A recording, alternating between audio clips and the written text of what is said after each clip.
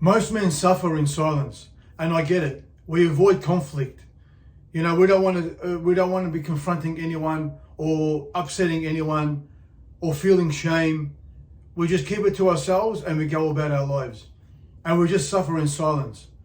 But the thing is, if we take action and speak up on what we're feeling and what is bothering us, no matter what the outcome is, whatever it might be, there's always going to be a solution and an outcome.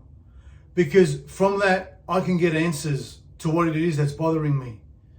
And I can take action on that. And this is when things start to change for me, instead of suffering in silence. So when we do keep things when we keep things to ourselves, it can come from many areas of our life. Whether it's feeling shame, feeling embarrassed in front of our mates, avoiding confrontation with our partners, not wanting to upset our children, or just, worried about making decisions in our lives. But the thing is, we can't live like that. Because if we touch on mates or even partners, sometimes there's something that we don't say that keeps them from not saying things to us. And then if something does happen, they might turn around and say, well, had you have said something, we would have known. But on the other side, we might think that, what are my mates going to think of me? I might be weak if I say, look, I'm not feeling well. Well, let me tell you an honest, true story. I had a circle of mates for over 15 years. And I'm talking, we worked together, we went away together, we did everything together.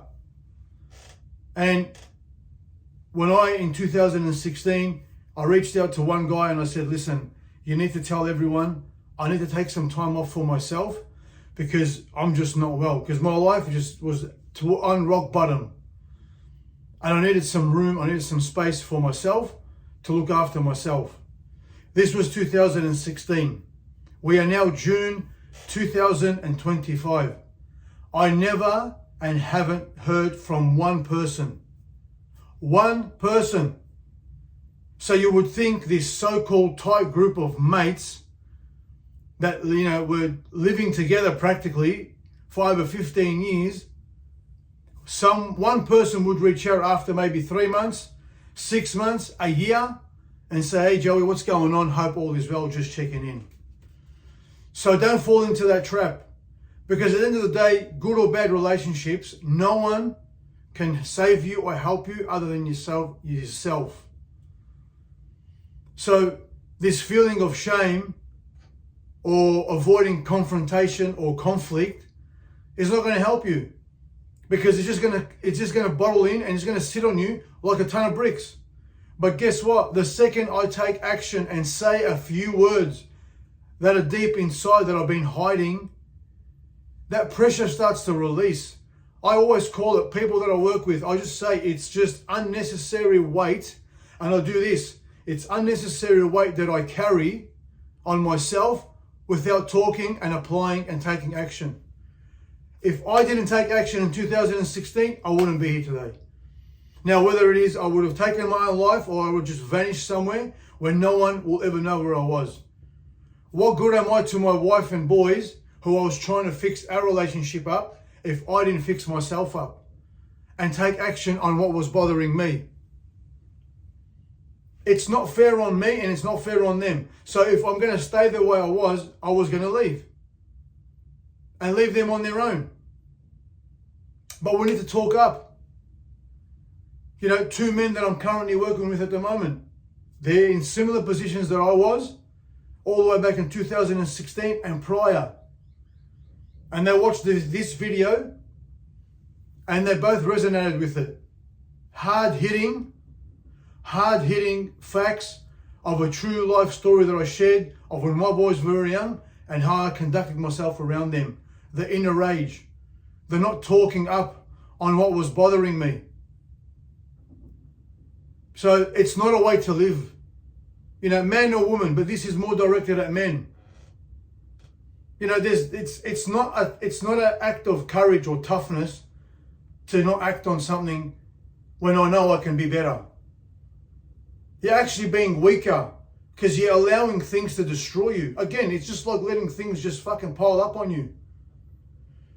I can guarantee you, If your children, God forbid, or someone you truly loved was caught in a car on fire, you would not think twice to storm in and save that person or those people. So why don't we do it for ourselves and that fucking shit that burns us inside? It's not a way to fucking live. I was broken, I was shattered, I was all fucked up. Now, I am the strongest person I could ever possibly be, and I'm almost 48. And I just keep getting better and better. There's no stopping. And I get challenged, and I've got 3 boys that I'm looking after and raising and guiding and you know, teaching about this world. I've got clients, I've got friends. We've all got issues. But if I don't talk up on what's happening and what's bothering me, nothing's going to change. So going back to these 2 men that I'm working with, again, young families, and they're just full of rage when they go home. So they've got no control over their own lives, over their own health, their own thoughts, and they take it out on their families. Now, they're not physically abusing their families. I know that for a fact. But they are raging. They are, you know, being aggressive around their wife and children. That's not a way to be. So I'm teaching them both self-talk. And again, the video that I put up before, I spoke about self-talk and how it helped me. It's the number one tool. The number one tool. And they're applying it. One of them has been with me now for 6 months, and the other one has just started. But I've been chatting with him on and off, and now he's finally realized he needs to do something about it.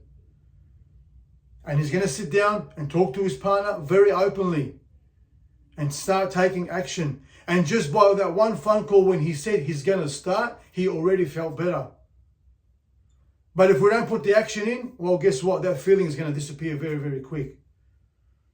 Again, it's not easy, but you can do it. Stop suffering in silence and start taking action. Shame never made a man. It killed a man.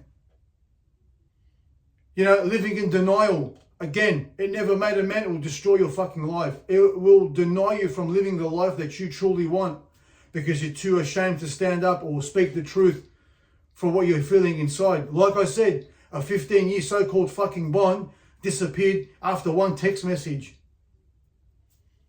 Fuck everyone. I'm first. I'm number one.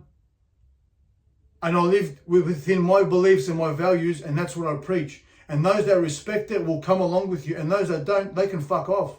It's my life and no one else's. And no one can stand toe-to-toe with me because I've been through it all. And the impact that I have on people is fucking incredible. And I love that. And I'm so grateful for that people believe in myself because of my own story, but only because of what I've done. I didn't stay the same person and just talk shit. I am that living proof. So if you know a man, a husband, a son, a partner, a friend, a work colleague that this could resonate with, please share this video with them and leave your thoughts and your views in the comments. And if you'd like to discuss something, please reach out to me on my Instagram at Coach Joe Charbel. I'd love to talk to you for free. This is not about money, not about services, people. This is about building a network of people that are just living the way they want and not bottling things up anymore. Men don't deserve to suffer, neither do women. But men choose to do these things because they just say, I just keep it to myself and I go about my life. Stop suffering in silence. It's not worth it.